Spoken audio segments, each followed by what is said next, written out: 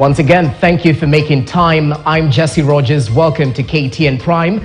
Our sign language interpreter tonight is Damien Evans.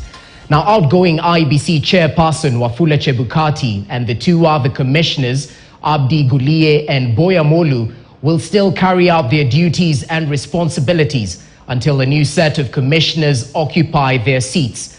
The three will still be able to rise to the occasion should the need suffice, including overseeing any by-election despite their 6-year tenure in office coming to an end on Tuesday. However, as Grace Nganga reports, their mandate will be limited.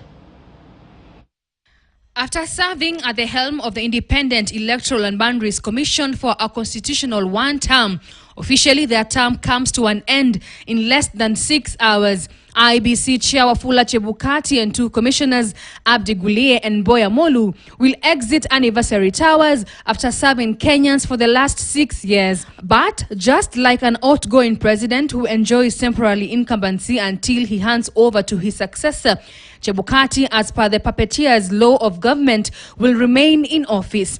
The law provides that a public office can never have a vacuum until an official handover. Constitutional crisis. A constitution does not envisage a vacuum of power. And that is why Chebukati still will be retained as the chair, but with less substantive power. However, for Chebukati and the two outgoing commissioners to carry out any mandate after retirement, it will require an extension of their contract from either the courts or parliament. And even as the country awaits to know who will take over as the fourth IEBC chair under the 2010 constitution, the ball is in Parliament's court to fast-track the Independent Electoral and Boundaries Commission Amendment Bill 2022, which seeks to change the composition of selection panel that oversees filling of IEBC positions. Already, Senate has called for a special sitting this Thursday to deliberate on the report that will be tabled by the Justice, Legal and Affairs Committee on that issue. The people they need to come up with are people who should serve without any biasness or partisanship. Because if we do so, then you'll have, they'll not be able to complete the term of office the way we have done.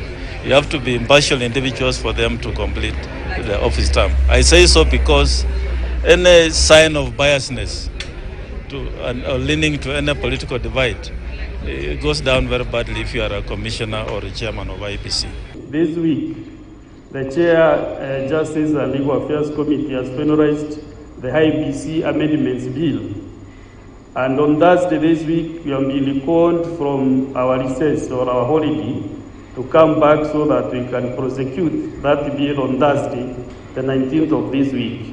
The committee will enable the Political Parties Liaison Committee, established under Section 38 of the Political Parties Act, and the Public Service Commission to each nominate one member to the panel. It will also have one person nominated by the Law Society of Kenya and two people nominated by the Interreligious Council of Kenya.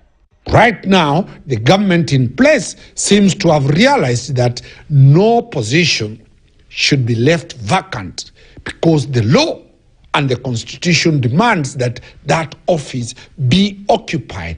Currently, President William Ruto's hand is tied by the bill and cannot gazette the selection panel until the matter is concluded by the legislative arm of government. And even as the trio prepare to exit office, taxpayers will foot a 32.7 million shillings retirement package at the end of their service at the commission that lasted 6 years. Chebukati will take home 12.4 million shillings, which is 31% of his basic salary of 554,000 Kenyan shillings for 6 years. On the other hand, Guliye and Molu will take home 10 million shillings each, according to the SRC concerning gratuity and pension. They were on a basic salary of 459,113 Kenyan shillings. Grace Nganga, KTN News. Still on a matter related to that, the Independent Electoral and Boundaries Commission chairperson Wafula Chebukati and commissioners